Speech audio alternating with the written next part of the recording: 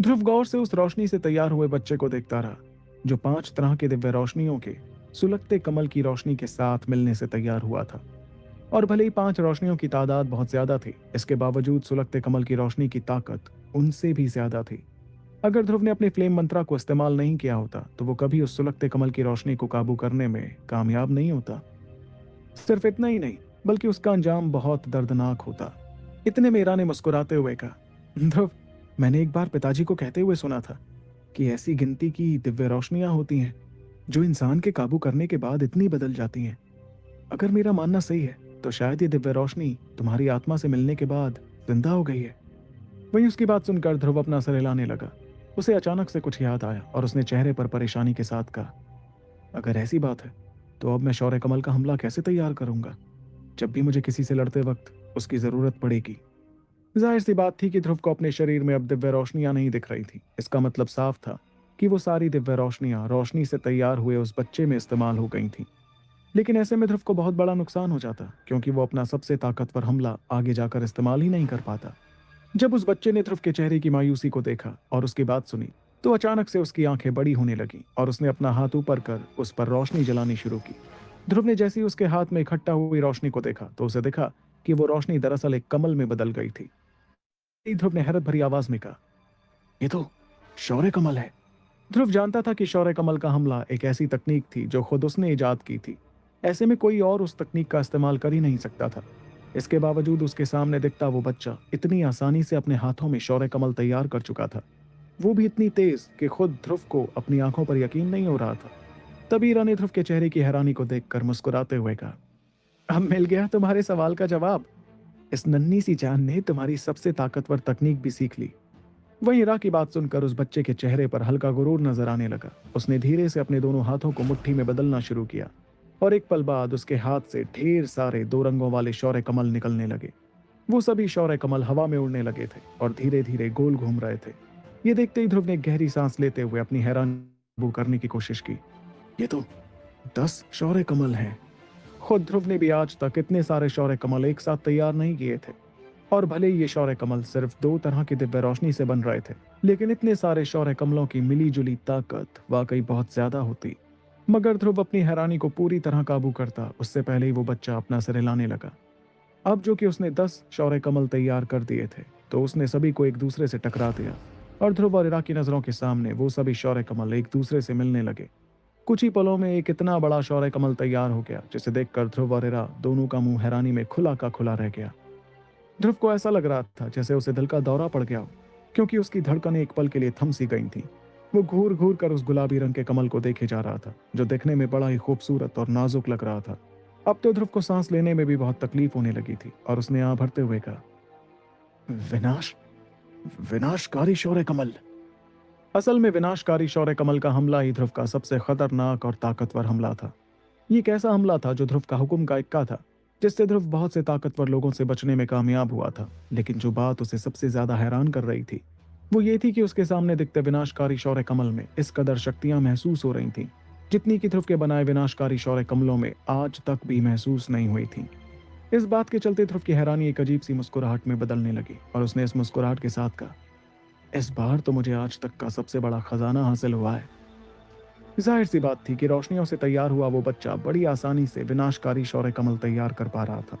अब तो ध्रुव को मुकाबले के वक्त अपने दुश्मन को कुछ देर के लिए उलझा कर रखने की भी कोई जरूरत नहीं पड़ती। उसे तो बस उस हमले के बारे में सोचना था और वो बच्चा तुरंत विनाशकारी शौर्य कमल तैयार कर देता। ध्रुव भी ये बात अच्छी तरह समझ गया था कि वो बच्चा मुकाबलों के वक्त उसका सबसे बड़ा जोड़ीदार बनने वाला था। इतने में ध्रुव और ईरा एक दूसरे को देखने लगे और दोनों को एक दूसरे की आंखों में खुशी नजर आ रही थी। जाहिर सी बात थी कि दिव्य रोशनी का इस तरह से विकास होना उनकी उम्मीद से बहुत ज्यादा था। इस दौरान वो बच्चा तो विनाशकारी शौर्य कमल के साथ खेल रहा था, जो उसकी आंखों के ठीक सामने था। उसके बाद उसने अपना मुंह खोला और उस विनाशकारी शौर्य कमल को एक बार में ही निगल लिया।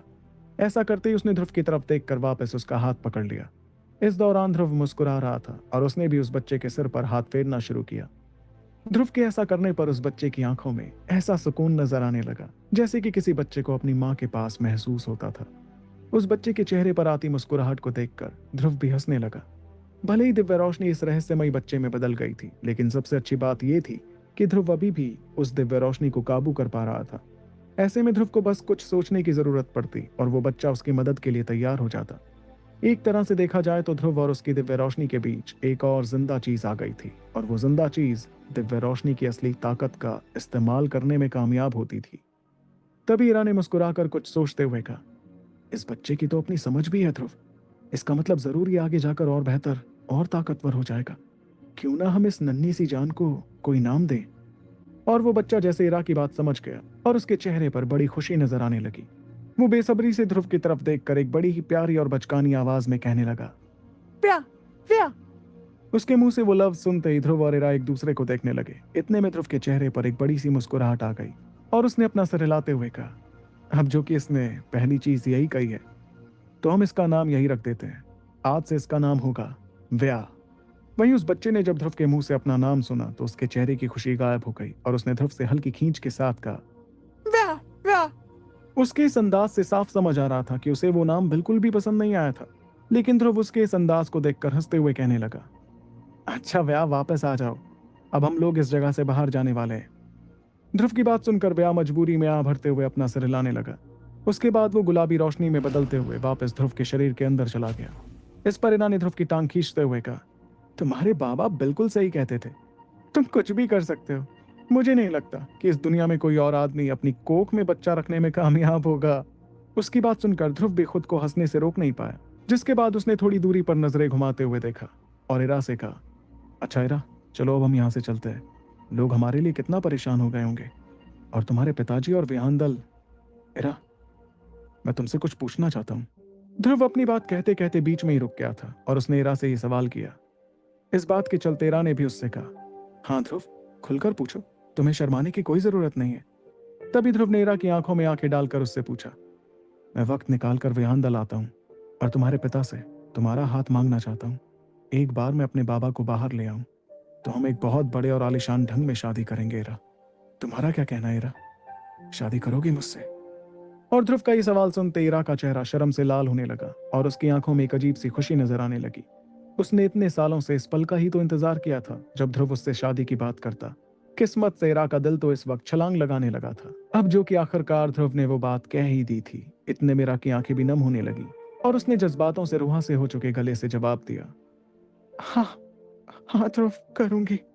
जब ध्रुव ने ईरा को शादी के लिए राजी होते हुए देखा तो उसके चेहरे पर बेइंतहा खुशी झलकने लगी। वो जानता था कि मौजूदा शक्तियों के हिसाब से वो दुनिया में कहीं भी जाता तो ताकतवर कहलाता। अब तो उसे विहान दल जैसे प्राचीन दल से घबराने की भी कोई जरूरत नहीं थी। आखिरकार वो लड़का, जिसे एक वक्त पर शौर्य दल का कचरा समझा जाता था, मार्कस के सबसे ताकतवर लोगों में गिना जाने लगा था। इतने में ध्रुव ने अपनी खुशी को काबू कर ईरा का हाथ पकड़ते हुए तेजी से आगे बढ़ना शुरू किया। आगे बढ़ने पर ध्रुव ने अपना दूसरा हाथ आगे करते हुए उसमें से गुलाबी रंग की रोशनी निकाली, जिससे वहां के आयाम में दरार पड़ने लगी। वो आयाम जिसमें शायद कोई 5 सितारों वाला विद्वान तक हल्की कपकपी भी नहीं मचा सकता था, ध्रुव की दिव्य रोशनी की मदद से टूटने लगा था। उसके बाद वो दोनों दरारों से होते हुए उस आयाम से बाहर चले गए।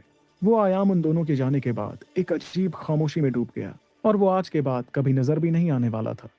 वक्त के साथ साथ एक दिन हर कोई उस आयाम को भुला देता। दूसरी तरफ वो आयाम जिस जगह पर था वो जगह 2 सालों पहले हरियाली से भरी हुई थी, लेकिन फिलहाल वो सफेद रेगिस्तान में बदल गई थी। उस जगह पर 10,000 फुट बड़ी दरार नजर आने लगी थी, जो देखने में किसी बड़े कीड़े जैसी दिख रही थी। इन दरारों की गहराई से ढेर सारी गर्माहट महसूस की जा सकती थी, जिससे वो इलाका पूरी तरह से सूख चुका था। ये जगह तब से ऐसी हो गई थी जब से सुलगते कमल की रोशनी उस जगह पर दिखाई दी थी। आसपास के बहुत से पहाड़ चकनाचूर हो गए थे और उस जगह की जमीन रेगिस्तान में बदल गई थी। लेकिन उसके बाद वो आयाम पूरी तरह बंद हो गया था और वहां मौजूद लावा भी सूख कर ठंडा हो गया था। कायदे से तो वो जगह सुनसान होनी चाहिए थी, लेकिन ना जाने कैसे कुछ लोगों को वहां एक रहस्यमयी पत्थर मिल गया था, जिसमें बहुत सारी आग मूल शक्ति की शक्तियां भरी थीं। तब से लेकर अब तक वहां भीड़ मच रही थी। दरअसल ये रहस्यमयी पत्थर, जिसमें बेइंतहा आग मूल शक्ति भरी हुई थी, सुलगते कमल की रोशनी के मामूली चट्टानों से टकराने पर तैयार हुआ था। इन पत्थरों को सुलगता पत्थर कहा जाता था, क्योंकि उनके अंदर उस सुलगते कमल की रोशनी का एक बहुत छोटा निशान महसूस किया जा सकता था। भले ये निशान बहुत ही ज्यादा कमजोर था, लेकिन आग मूल शक्ति वालों के लिए ये पत्थर काफी फायदेमंद साबित होते थे। अगर कोई इन सुलगते पत्थरों में से शक्तियां सोखने में कामयाब रहता था तो न सिर्फ उसकी शक्तियां बढ़ जाती थी, बल्कि अगर वो कोई हकीम होता ताकतवर हो जाती थी। इसलिए इस जगह पर तरह तरह के दलों से लोग आते जा रहे थे ताकि वो इस जगह से सुलगता पत्थर हासिल कर अपने फायदे के लिए ले जाएं। ऐसे ही ताकतवर दलों में से एक था रोशनारा गठबंधन। और तो और, जिस जगह पर वो लोग थे उस जगह पर सुलगते पत्थरों की तादाद सबसे ज्यादा थी, और रोशनारा गठबंधन की मौजूदा ताकत के हिसाब से कोई भी उससे कुछ कहने की जरूरत नहीं करता था और चुपचाप बाकी पत्थरों को हासिल कर मन ही मन जलने की आग महसूस करता रहता था। और जिस जगह पर रोशनारा गठबंधन था, इसका मतलब पास ही उसका जानी दुश्मन अंधेर नगरी भी था।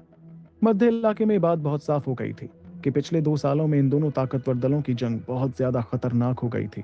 ऐसे में दोनों दलों के आमने सामने आते ही उनके बीच मुकाबले होने लग जाते। इसलिए जब रोशनारा गठबंधन सुलगते पत्थर इकट्ठा करने के लिए वहां आया तो अंधेर नगरी ने इस जगह पर ही अपना एक ठिकाना बना दिया।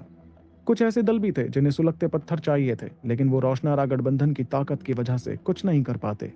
इस मजबूरी के चलते वो लोग भी अंधेर नगरी में शामिल हो गए। पिछले साल भर में इस जगह पर अंधेर नगरी और रोशनारा गठबंधन के बीच बहुत से मुकाबले हुए थे, और वैसे तो दोनों दलों को बहुत नुकसान झेलने पड़े थे, लेकिन जिस कदर सुलगते पत्थर उन दोनों को हासिल हुए थे उस वजह से वो लोग यहाँ से जाना भी नहीं चाहते थे। यही वजह थी कि दोनों दलों के बीच हर दिन झड़प हो जाती थी और हर 5 दिन में एक बड़ा मुकाबला होने लगता था। इतने में शक्तियों से भरी 2 तलवारें तेजी से एक दूसरे से आकर टकराईं। दोनों में से एक तलवार कमजोर थी, जिस वजह से उसके मालिक का शरीर झटका खाकर कुछ कदम पीछे हो गया। सिर्फ इतना ही नहीं बल्कि उसके मुंह से खून भी निकलने लगा और उसका चेहरा पीला पड़ गया। वो गुस्से से लाल आंखों के साथ अपने जख्मी साथियों को देख रहा था कि तभी उसे दूर से आवाज सुनाई दी, चुपचाप वो सभी सुलगते पत्थर हमारे हवाले कर दो। हम लोग महीने भर से तुम पर नजर रखे हुए हैं और जानते हैं कि तुम्हारे पास बहुत से सुलगते पत्थर हैं। जिस आदमी ने ये कहा था वो धीरे धीरे चलकर आगे आने लगा और उसके काले कपड़े और सीने पर लगे बैज से साफ समझ आ रहा था कि वो अंधेर नगरी से ही आया था। इतने में थोड़ी दूरी पर मौजूद लहूलुहान हो चुके एक सैनिक ने अपने साथी से कहा, मेरे ख्याल से आपको यहाँ से जल्द चले जाना चाहिए।